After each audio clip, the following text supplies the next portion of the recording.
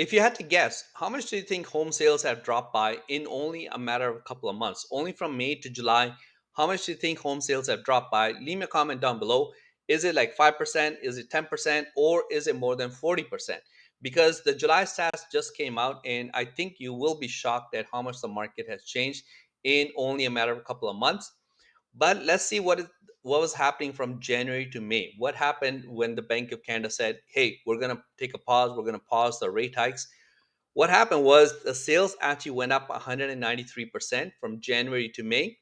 Part of it is seasonal because spring is usually busier than winter, so that's fine. But it was mostly because the Bank of Canada stepped in and they said they're going to pause the rate hikes.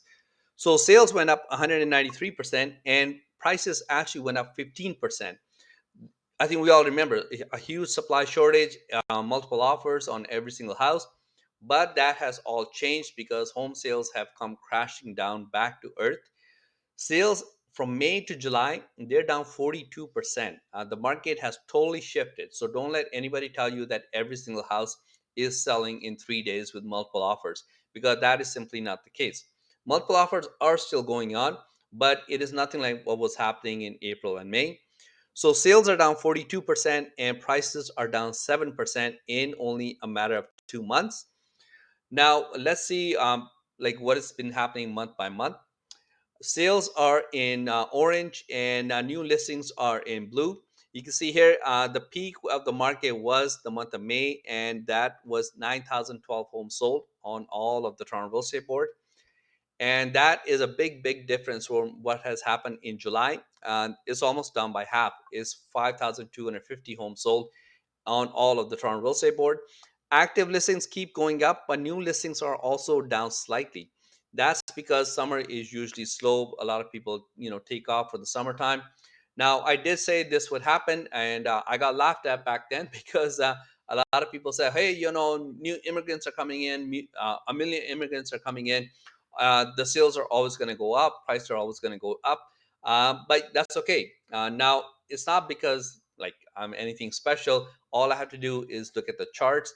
And if you look at the charts every single year, spring is busy, then it slows down for the summertime, then it picks up slightly for the fall market, like September, October, a little bit in November, and then it slows down again, and winter being the slowest season of the year. So that's all you have to do. You just have to research and study the charts, and that's kind of what I like doing. Now, if you want to look at a breakdown, like region by region, I will be doing videos on individual cities later on in the week. But if you want to look at what is happening in the big five regions, Halton, Peel, Toronto, York, and Durham, this is how many homes sold in May. That's how many homes sold in June. And you can see every single region is down. Some of them are down like 30%, 40%. And let's look at Toronto, for example. 3,285 homes sold in May. And now only in July, 1,886. Halton is almost down by half, almost. 954 homes sold in May. And now in July, 565 homes sold. Now, let's see what else I have to show you. Prices. Obviously, everybody wants to know prices, right? Price is king. Prices are also going down. They're not down drastically like the number of sales, like they're not down like 20, 30% or nothing like that. But you can see here, if you look at the same big five regions, these are average prices. In every single region, prices are down. Like I said, it's a slight drop compared to the number of sales, but it's something.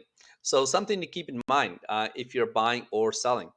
Now, there are some certain stats that you want to keep an eye on if you want to know how the market is doing. I always say this, like what's happening in one end of the city might not be happening in the other end of the city. That's why I always say, like, when you see on the news that Canada is up 13% or Canada is down 7%, that's fine. It's good knowledge. It's good to know. But I would not base what's happening in your neighborhood based on those stats, because that's national.